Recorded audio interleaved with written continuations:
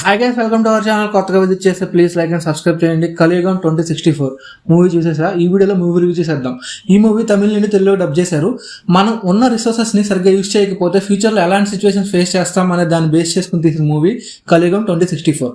Director తీసుకున్న point బాగుంది, కానీ ఎగ్జిక్యూషన్ మాత్రం యావరేజ్ అనే చెప్పాలి. ఇంకా బాగా వర్కౌట్ అయ్యేలా తీసుండొచ్చు. మేబీ బడ్జెట్ ప్రాబ్లం అనుకుంటా. ఎవరు రిస్ట్రిక్షన్స్ వాళ్ళకు ఉంటాయి కదా. ఫస్ట్ హాఫ్ అంతా మన ప్రభాస్ కల్కి మూవీ అనిపిస్తుంది. బట్ మూవీ టీం చెప్పేది ఏంటంటే ఇది కల్కి మూవీ కంటే ముందే షూట్ చేసామని. చాలా పాయింట్స్ని ఓపెన్ చేస్తారు మూవీ స్టార్టింగ్ నుండి, కానీ చాలా వాటికి క్లోజర్ మాత్రం ఇవ్వరు. అలా బ్లాంక్ వదిలేస్తారు. మినిమం బ్యాక్ స్టోరీ ఉండదు. అది ఎలా వచ్చింది ఏంటి అనేది చూపించరు. అన్నీ మనమే కన్క్లూడ్ చేసుకోవాలి, వాళ్ళేం కన్క్లూడ్ చేయరు. ఫర్ ఎగ్జాంపుల్, ఒక ఇల్లు ఉంటుంది సేఫ్ హౌస్ అని, అది మనకు ట్రైల్లో కూడా ఉంటుంది. ఆ సేఫ్ హౌస్లో వేరే ఎవరి హౌసెస్లో లేని అన్ని రిసోర్సెస్ ఉంటాయి. బట్ అలా ఎలా ఉన్నాయి, అక్కడికి ఎలా వచ్చాయి అనేది ఎక్స్ప్లెయిన్ చేయరు. శ్రద్ధా శ్రీనాథ్ గారి యాక్టింగ్ బాగుంది, బట్ కంప్లీట్గా యూజ్ చేసుకోలేదు. అండ్ కిషోర్ గారు ఆయన కూడా బాగా చేశారు. అండ్ సేఫ్ హౌస్లో ఉండే అతని యాక్టింగ్ కూడా బాగుంది. ఫస్ట్ హాఫ్ అంతా పబ్జీలాని అనిపిస్తుంది, చాలా లాజిక్ లేని సీన్స్ ఉంటాయి.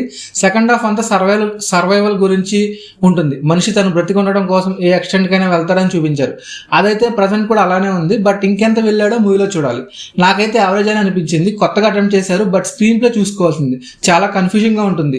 రెసిడెన్స్ అని, లిబరేటర్స్ అని అనుకుంటా స్టార్టింగ్ లో చెప్తారు. బట్ సినిమా వెళ్తున్న కొద్దీ స్టోరీ ఎటో వెళ్ళిపోతుంది. చెప్పాం కదా, కొంచెం క్లియర్ గా తీసుంటే ఇంకా బాగుండేది. అండ్ వాళ్ళు ఓపెన్ చేసిన సీన్స్ ఆర్ పాయింట్స్ ని వాళ్ళు క్లోజ్ ఇస్తే కూడా ఇంకా బాగుండేది. ఫైనల్ గా చెప్పాలంటే ఇల్లు కట్టడం స్టార్ట్ చేసి మధ్యలో వదిలేసినట్టు అనిపించింది.